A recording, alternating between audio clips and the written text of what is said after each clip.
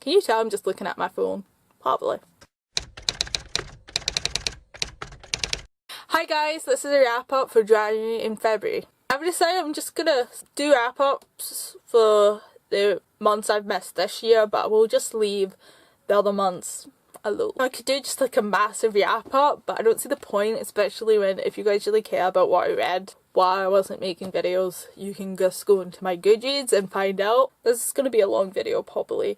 So to actually shorten it and to save me some time, I'm not going to get any of these books. I'm just going to put the picture at the side, which is my favourite tactic to save time when I'm filming. I don't know if it just adds the time to editing or it saves time, because some of these I already have pictures of on my computer because I did reviews and stuff on them. Let's just get into it. I started the year kind of by going on a Gayle Forman binge.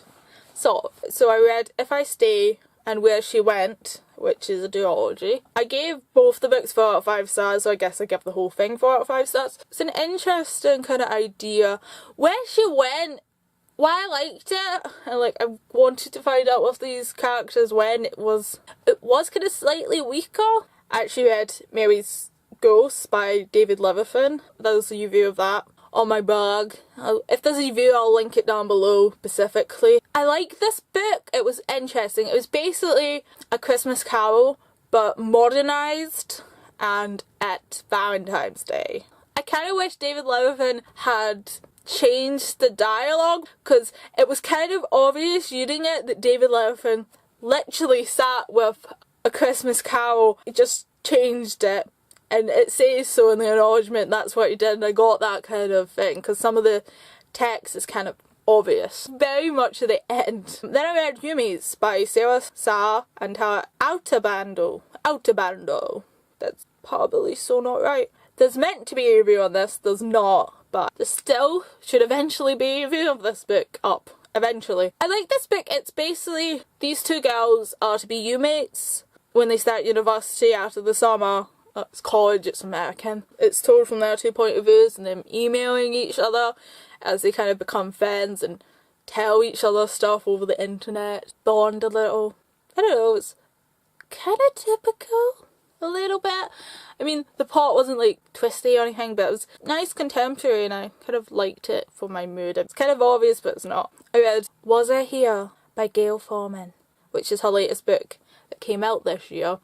January, and there's a review of this. I gave this up 5 out of stars. It follows a lot of Gayle Forman's typical things. I mean, pretty sure she's aware of them herself. Like, there's a boy with a guitar in this. It deals with suicide, which is really big right now. Have you noticed how many books that are coming out that like deal with suicide?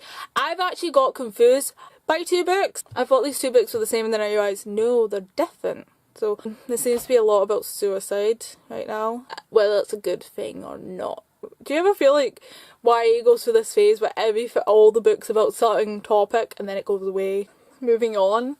I finished reading Allies and Assassins by Justin Stohl. This book was better than I expected. I bought it and only started reading it because he was doing a talk with Sarah J Maas at the Edinburgh Book Festival. For possible reason, something he never actually showed up. Showed up makes it sound like he just didn't tell anyone he wasn't coming.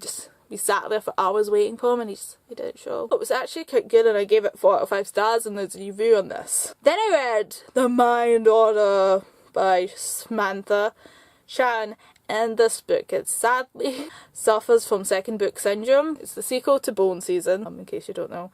And I really liked Bone Season and I gave that 5 out of 5 stars and it was like a favourite, but this book was a 4 out of 5 stars. I think the big problem is that it's been like a year and the characters, like I remember the main character really well, but the side characters, the small plot elements that are referenced ain't referenced in enough detail for me to understand what's going on, considering it's been a year. Especially since this book starts up straight after the first one. Then I read Unmade, which is the last book in the Le Bon Legacy trilogy by Sarah Brennan. I gave this 5 out of stars. It was a really strong ending to this trilogy and I really liked it. It's Sarah Brennan's typical awesomeness and her humour. Some people don't like how much comedy that is in her books when there's serious situations going on, but I love it. Like, yes, we're probably gonna all die, but yes, do crack that joke about the enemy. Then I read More Weird Things Customers Say in Bookstores by Jen Campbell. 4 out of 5 stars. It's not as fun as the first book was. Still enjoyed it. Then I read Captured by Amy Carter. Fun thing about this book is I have a review of this sitting on my blog waiting to go, but I keep jumping it back for other books that are more important if they go out, so like it's just sitting there waiting to be released on the world. I'm sure it'll eventually see the light of day. I mean, it's finished, it's ready to go. Then I finished the Unwind Story by Neal Shusterman, and I gave that 4 out of 5 stars.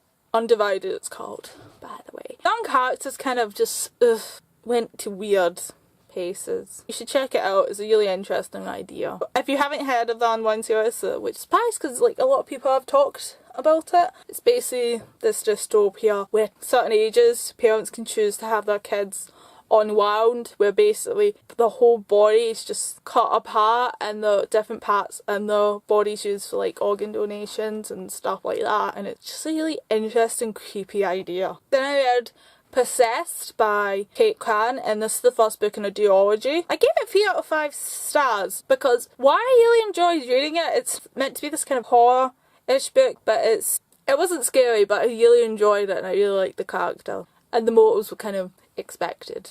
But still really liked it, and I have a proper review of this book on my blog. By the way, we're into February. Then I read Me and Mr. J by Rachel McTyson. I gave this 3 out of 5 stars. Interesting. Not.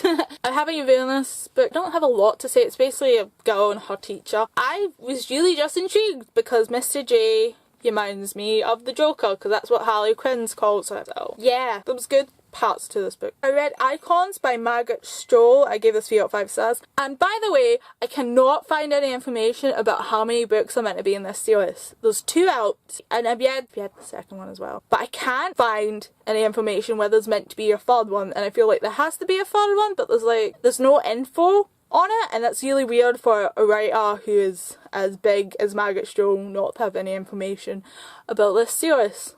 Like, I can't even find out how many books there's meant to be in it. So is it finished or is it not? I didn't really like it. I read Idols, which is the second book, a few books later, and I gave that 2 out of 5 stars, so it's kind of got worse. I did not enjoy the second book at all, but still I want to know what happens, and the ending is not satisfying at all, so that's the end. I should give it a 1. Well, after Icons I read Captured by AJ Granger, and I gave this 2 out of 5 stars. It's basically the Prime Minister's daughter gets kidnapped, and it's, from her point of view, and it's just so obvious and cliche. I mean, there's actually a bit in the book when you're like, hello love interest, nice to meet you, basically. She falls in love with her kidnapper. It's Stockholm Syndrome. Stockholm Syndrome for everyone. That's all it is. There's not anything other than that. And then I read Conspiracy Girl by Sarah Addison. By the way, there's a review on Captive, and there's a review on Conspiracy Girl by Sarah Addison. I gave this 4 out of 5 stars. Really good, it was interesting. I like that, and I would definitely read more about Sarah Addison. It's on the older YA section. This is where I actually read Idols, but we've talked about that. I read Zombie Mission by Sarah Down. I give this 4 out of 5 stars, and it's, I don't know what book it is in the zombie series, it's so many of them now. And this is actually one of the better ones, because I've been kind of getting bored with the zombie series in terms of plot, because not a lot has been happening in them, but this one really ups the game and it ends on a cliffhanger, and I'm like, I'm surprised I haven't read that by now. I actually read Zombie Circus, which is just like a book in between. It's just an extra book, and it's from the point of view of someone else rather than the main character.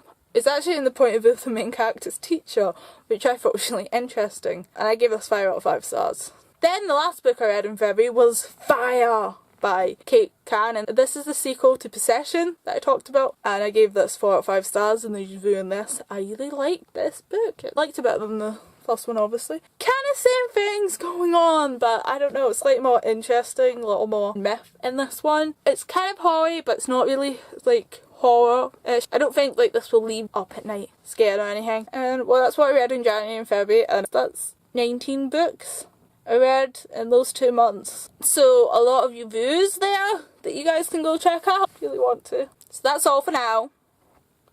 I will see you next time. Bye. For random change, I thought I would do a Wilkinson haul.